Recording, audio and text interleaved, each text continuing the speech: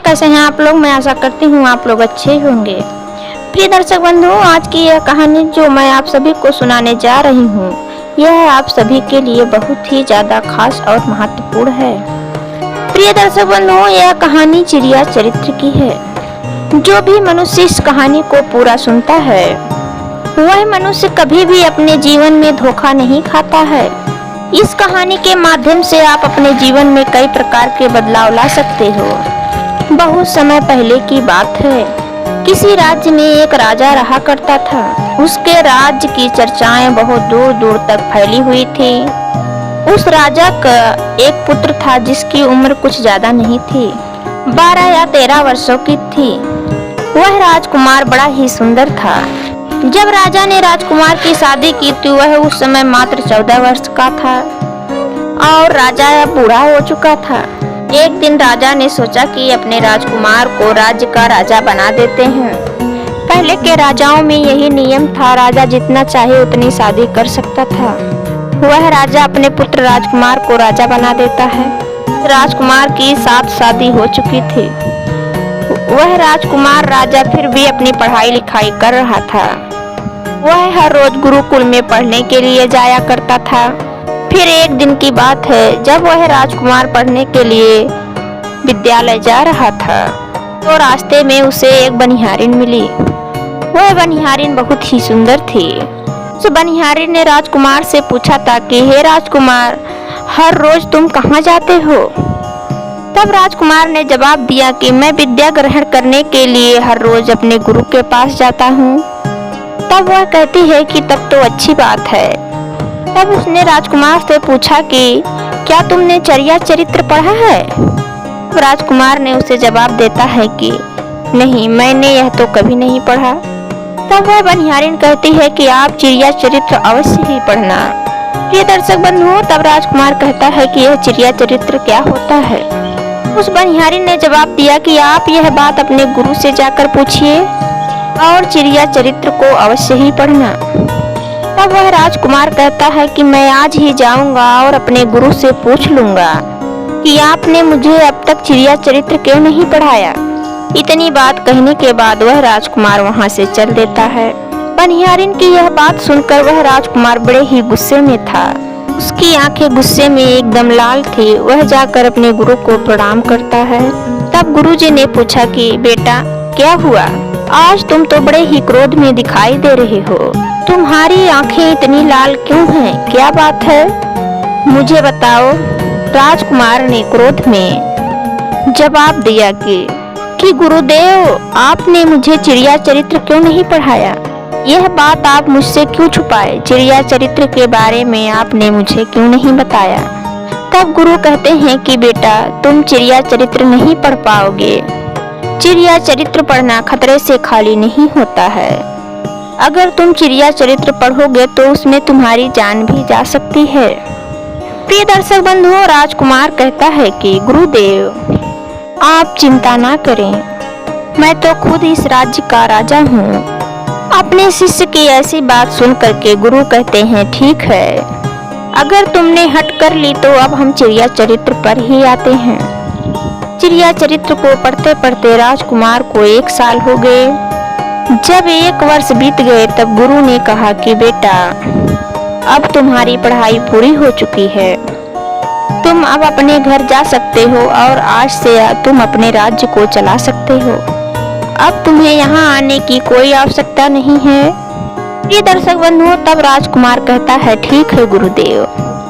राजकुमार जैसे ही जाने को होता है तो गुरुदेव उसे रोक लेते हैं और कहते हैं कि बेटा, मैं तुम्हें एक ऐसा यंत्र देता हूँ, या जब तुम इस यंत्र को अपने कानों में लगाओगे तो तुम्हें कोई पहचान नहीं सकेगा और तुम उसे पहचान लोगे। राजकुमार उस यंत्र को अपने हाथों में ले लेता है।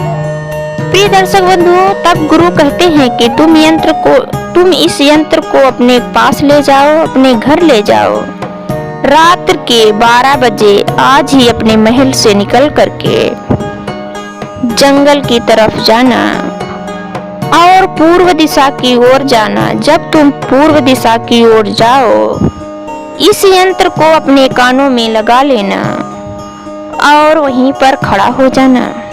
प्रिय दर्शक बंधु, वह राजकुमार कहता है ठीक है, ऐसा ही करेंगे। फिर राजकुमार गुरुकुल से अपने महल की तरफ चल देता है। जब रात्रि को 12 बज जाते हैं, उस राजकुमार की 7 पत्नियां सो जाती हैं। आधी रात्रि को वह राजकुमार इस यंत्र को अपने हाथों में लेकर के अपने महल से जंगल की तरफ चल देता है। जंगल में पूर्व दिशा की ओर जाता है। वहां जाने के बाद अपने कानों में यंत्र लगा लेता है और खड़ा हो जाता है। तब उसने क्या देखा, वही बनिहारिन जो उसे उस दिन रास्ते में मिली थी। वह बनिहारिन एक थाली में खाना लेकर जंगल की तरफ जा रही है। उस जंगल में थोड़ी ही दूर पर एक संत उसी कुटिया में रहते थे। वह बनिहारिन उस संत के पास खाना लेकर जा रही थी। तब राजा ने देखा कि यह तो वही बनिहारिन है जिसने मुझसे कहा था कि तुमने चिड़िया चरित्र की पढ़ाई करो। लेकिन बनिहारन उस राजा को नहीं पहचान पाए, क्योंकि उस राजकुमार के कानों में यंत्र लगा हुआ था। यंत्र लगने के कारण राजा किसी को भी पहचान सकता था। राजकुमार ने सोचा कि चलो उसके पीछे चलते हैं। यह बनिहारन इतनी आधी रात को भोजन लेकर उस संत की कुटिया के पास क्यों जा रही है, इसका क्या कारण है? प्रिय दर्शक बंधु, वह राजा भी छुपते छुपते उस बनिहारन के पीछे पीछे चल दिया। अब वह बनिहारन उस संत के पास कुटिया में पहुंचती है। उस संत बाबा के पास एक जादू की पोटली थी और वह बाबा एक जादूगर था। राजकुमार बनिहारन के पीछे पीछे गया और छुप छुप करके देख रहा था उस बनिहारन औरत का बाबा क्या करेंगे। संत बाबा ने कहा कि बनिहारिन, पहले तुम मुझे यह आज तुम्हें आने में इतनी देर कैसे लग गई? हाथ जोड़कर बनिहारन कहने लगी कि महात्मा जी, मेरा विवाह हो चुका है और मेरे पति मुझे ले जाने के लिए आए हुए हैं। कल वे मुझे लेकर चले जाएंगे, इसीलिए हमें उन्हें सुलझाने में थोड़ी देर लगी और यहाँ आने में भी देर हो गई। प्रिय दर्शक बंधु, जब महात्मा ने यह बात सुनी कि बनिहारन का विवाह हो चुका और इसका पति इसे लेने के लिए आया हुआ है, तब वह महात्मा कहता है कि बनिहारिन, इसका मतलब है कि तुम अपने पति के साथ जाना चाहती, तो हमारे पास तुम क्यों आई हो?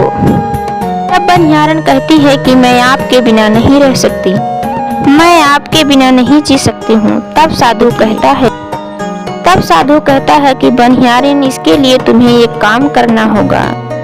वह साधु एक बड़ा सा चाकू निकालता है और बनिहारन से कहता है कि जाओ बनिहारन, अपने पति का गर्दन काट करके उसे यहाँ लेकर आ जाओ। अपने उस पति को तुम मार दो जो हमारे और तुम्हारे बीच दरार बढ़ा, तब मैं तुम्हें रख लूंगा, तुमसे विवाह करूंगा और तुम्हें अपनी पत्नी बनाऊंगा। बिना कुछ सोचे समझे बनिहारन उस चाकू को ले लेती है और दौड़ते हुए अपने घर को आ जाती है। उसका पति सो रहा था। वहां जाकर उसने अपने पति की गर्दन काट देती है और अपने पति की गर्दन को लेकर साधु के पास, और राजकुमार जो थे उसके पीछे पीछे उसका सारा कारनामा देख रहे थे। जब साधु ने देखा कि अपने पति को मार करके उसकी गर्दन लेकर यहाँ आई हुई, तब महात्मा को बहुत ही ज्यादा गुस्सा आया। तब साधु ने उस बनिहारन को लात मारी, भाग जाओ यहाँ से। जब तुम अपने पति की नहीं हो सकी जिसके साथ तूने 7 फेरे लिए, तो तुम मेरी क्या होगी? जल्दी ही तुम भाग जाओ यहाँ से। अगर दोबारा तुम मेरे पास आए तो मैं तुम्हें जीवित नहीं छोड़ूंगा। महात्मा की यह बात सुनकर बनिहारिन को ऐसा लगा कि उसके पैरों के नीचे जमीन ही खिसक गई। अपने पति की कटी हुई गर्दन घर लेकर आई और उसको वहीं पर जोड़ देती है। इधर जैसे ही सवेरा हुआ, अपने पति के पास बैठकर रोने लगती है, चिल्लाने लगती है और कहने लगी कि देखो देखो, किसी ने मेरे पति की हत्या कर दी। लेकिन रात को उस बनिहारन का सारा कारनामा राजकुमार देख चुका था। घर पूरे गांव वाले बनिहारन के घर जाते हैं और उसके पति की लाश को लेकर गांव से बाहर जा उसका दाह संस्कार करने के लिए, और वह बनिहार पीछे से भागती हुई रोती हुई चली जा रही थी। राजकुमार भी जा रहे थे जो कि उस राज्य के राजा बन चुके थे। बनिहारन भागती हुई चिल्लाती हुई पहुंची और कहने लगी, मैं सती बनूंगी जब मेरे पति ही नहीं रहे तो मेरे ऐसे जीवन का क्या फायदा। मैं अपने पति के साथ ही सती हो जाऊंगी। उस बनिहारन की बातें सुनकर राजकुमार को हंसी आ जाती है और राजकुमार कहता है कि चिड़िया चरित्र जाने ना कोई और मेरी कसम। सती राजमित्रों, कुमार की यह बात तो और कोई नहीं समझ पाया, लेकिन वह बनिहारन समझ जाती है।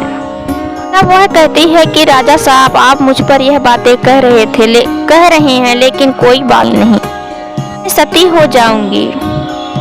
बनिहारन कहती है कि मैं जाते जाते तुम्हें एक बात बताती हूँ। तब राजकुमार कहता है कि क्या है, बताओ। वह बनिहारन कहती है कि राजा साहब, जब आप चटाई पर बैठे, चटाई को झाड़ कर बैठना। राजकुमार मन ही मन सोचने लगा कि यह बनिहारन क्या कर रही है, मैं तो राजा हूँ, मुझे चटाई पर क्या बैठना, चटाई पर बैठने की क्या आवश्यकता है। तब बनिहारन कहती है कि नहीं, जब भी तुम्हें चटाई पर बैठने की नौबत आए तो तुम चटाई को झाड़ कर ही बैठना। राजकुमार कहता है कि चलो ठीक है, मुझे चटाई पर बैठने की नौबत आएगी तो मैं ऐसा ही करूँगा। इतनी बात राजकुमार से कहने के बाद वह अपने पति के साथ सती हो जाती है और राजकुमार उसका अंतिम संस्कार करवा करके अपने घर को चले आते हैं। प्रिय दर्शक बंधुओं, इसी तरीके से पूरा दिन व्यतीत हुआ। घर जब दूसरी रात आई, अपने गुरु के कहे अनुसार वही यंत्र अपने कानों में लगाया, पूर्व दिशा की ओर उसी स्थान पर जाकर खड़ा हो गया जहाँ पर उसने पिछली रात खड़ा हुआ था। तब राजकुमार क्या देखा, अपनी सातों पत्नियों को भोजन की थाली हाथों में लिए हुए जी साधु की कुटिया की तरफ जा रही हैं। से ही राजकुमार ने अपनी सातों पत्नियों को उस साधु की कुटिया की तरफ जाते हुए देखा तो राजकुमार के तो पैरों तले जमीन ही खिसक गई। वह अपने मन ही मन सोचने लगा कि यह क्या चक्कर है। उसमें से एक रानी राजकुमार को देख लेती है, लेकिन वह अपने पति राजकुमार को नहीं पहचान पाई कि राजकुमार अपने कानों में यंत्र लगाए हुए थे। लगाने की वजह से राजा को कोई नहीं पहचान पाता था। तब उनमें से एक रानी कहती है कि इतनी रात को यह लड़का यह क्यों खड़ा है। तब सभी रानियों ने मिलकर के राजकुमार को अपने पास बुलाया। उन सभी ने कहा कि आप हमारी एक सहायता करें, इन हमारी सामानों को उस कुटिया के पास तक ले चलो। बिना कुछ सोचे समझे राजकुमार ने उस थाली को अपने हाथों में ले ली और अपनी सातों रानियों के साथ कुटिया तक जाने लगा। जब 7 रानियां और राजकुमार उस साधु की कुटिया के पास पहुंचते हैं तो तब वह राजकुमार कुछ भी नहीं बोल रहा था। वह राजकुमार देखना चाहता था कि हमारे प्यार में कौन सी ऐसी कमी है कि हमारी सातों रानियां इस साधु के पास आती हैं। साधु के पास ऐसा क्या है कि जो हमारी सातों रानियां इस साधु के पास आ रही हैं। दर्शक बंधुओं, राजकुमार छुपकर यह सब बातों को जानना चाहता था। जब सातों रानियां राजकुमार को लेकर के उस साधु के पास पहुंची तो महात्मा राजकुमार को देखकर कहता है कि यह कौन है। सातों रानियां जवाब देती हैं कि महात्मा जी, यह बालक हमें रास्ते में मिला, इसने हमारी सहायता की तो इसे हम अपने साथ लेकर आ गए। तब रानियां कहती हैं कि आज रात इसे यहीं रहने देते हैं, कल सुबह यह चला जाएगा। उन सातों रानियों की यह बात मान लेता है और अपने शिष्य को बुलाकर कहता है कि आज रात्रि को इस बालक को रुकने की व्यवस्था कर दो। आज रात्रि को यहीं रुकने के लिए इस बालक की व्यवस्था कर दो। शिष्य राजकुमार को लेकर के एक कमरे में जाता है। उस कमरे में एक चटाई बिछी हुई होती है। शिष्य कहता है कि देख भाई, आज तुझे चटाई पर सोना पड़ेगा। वह शिष्य राजकुमार को इतना कह करके वहां से चला जाता है। ये दर्शक बंधुओं, राजकुमार उस कमरे में अकेला पड़ जाता है। नहीं मन सोचता है कि आज तो यह नौबत आ ही गई, चटाई पर सोना पड़ेगा। ये कोई बात नहीं, आज की रात हम चटाई पर ही गुजार लेंगे। राजकुमार जैसे ही चटाई पर बैठने वाला था, उसे बनिहारन की वह बात याद आ गई।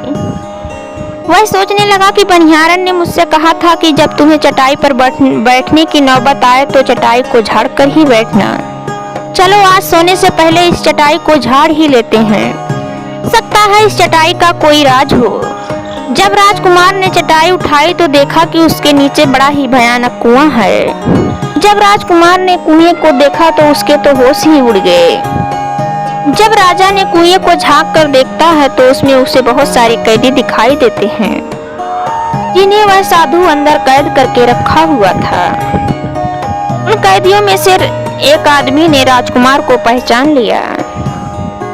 वह राजकुमार से कहता है कि राजकुमार आप यहाँ कैसे आ गए? राजकुमार कहता है कि धीरे बोलो, नहीं तो सारी पोल पट्टी खुल जाएगी। अब सभी कैदियों ने कहा कि राजकुमार आप यहाँ से भाग जाएं।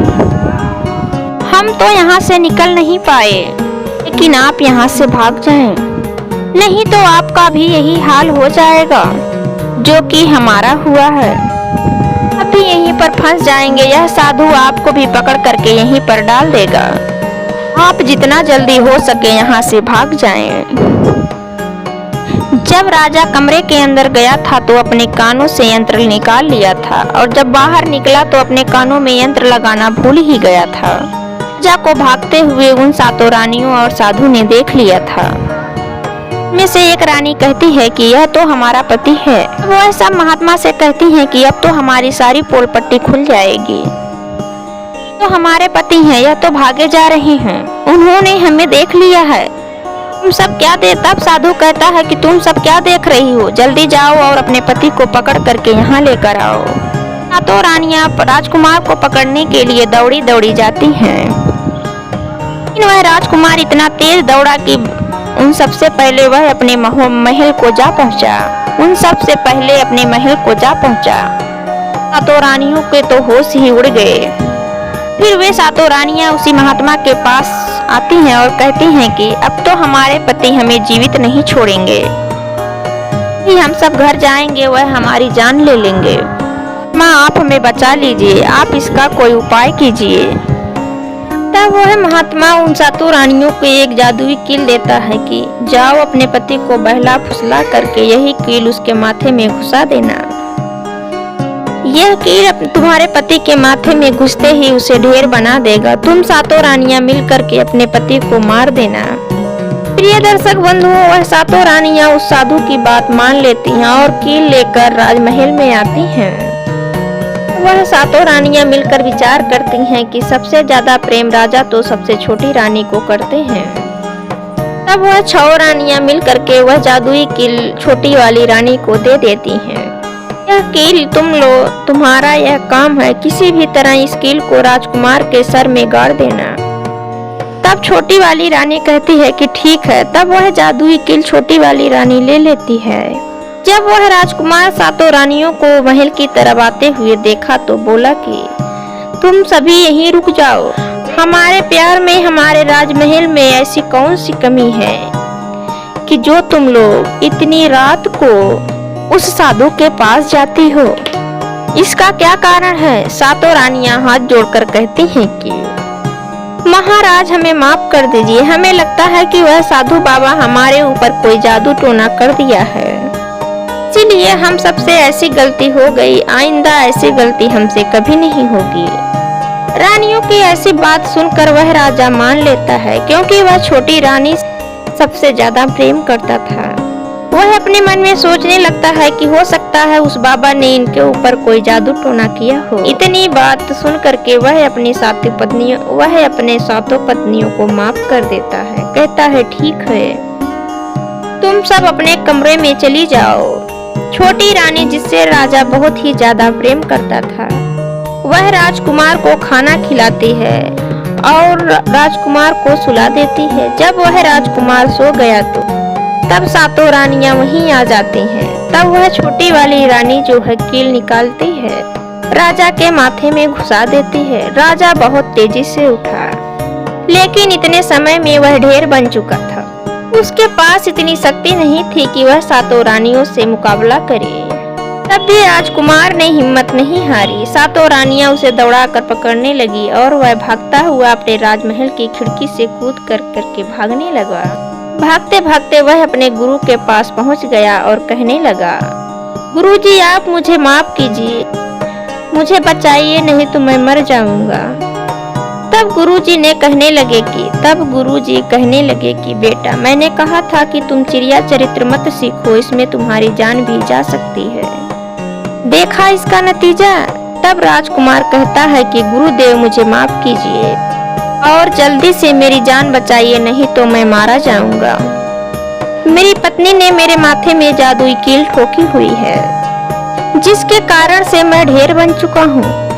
जब गुरुदेव ने ध्यान से देखा तो कहा कि यह वही कील है जो वह महात्मा ने दिया हुआ है, मैं तुम्हें अब नहीं बचा सकता। तब राजकुमार कहता है कि नहीं गुरुदेव, आप ऐसा मत कहिए, मैं आपका शिष्य हूँ, आपका कर्तव्य है कि आप अपने शिष्य की जान बचाएं। तब गुरुदेव कहता है कि बेटा, मैं तो तुम्हारी जान नहीं बचा सकता, लेकिन एक उपाय है। तब राजकुमार कहता है कि क्या उपाय है गुरुदेव?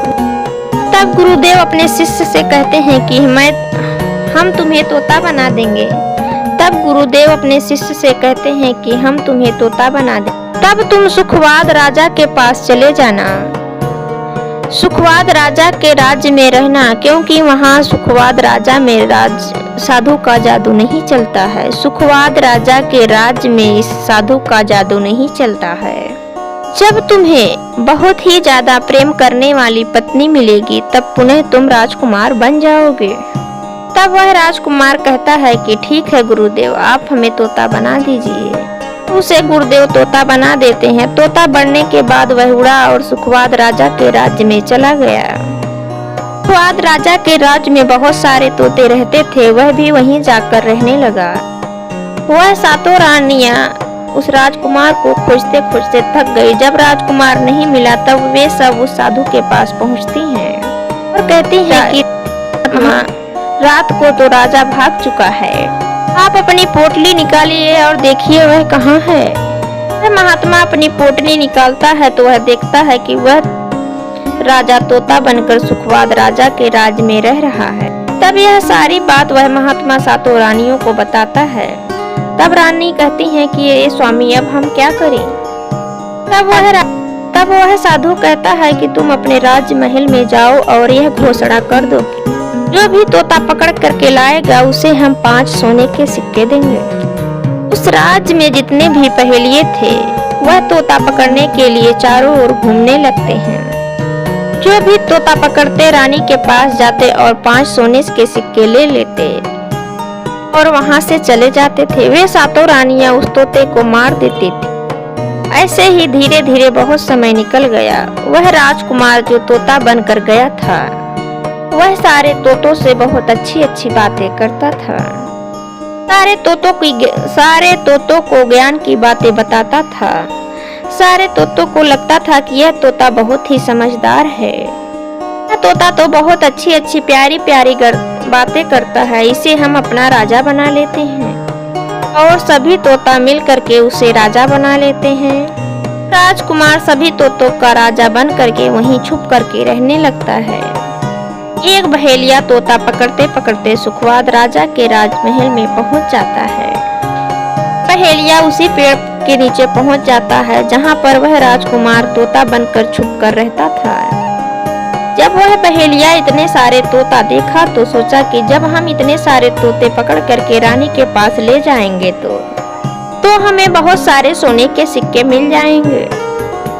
तब वह सोचता है कि मैं इतने तोते एक साथ कैसे पकड़ के ले जाऊं। अगली सुबह सारे तोते दाना चुनने के लिए उड़ जाते हैं। वह पहेलिया जा करके उस पेड़ की डाली में चाकू से कट लगा देता है जिस पेड़ की डाल पर सारे तोते बैठते थे।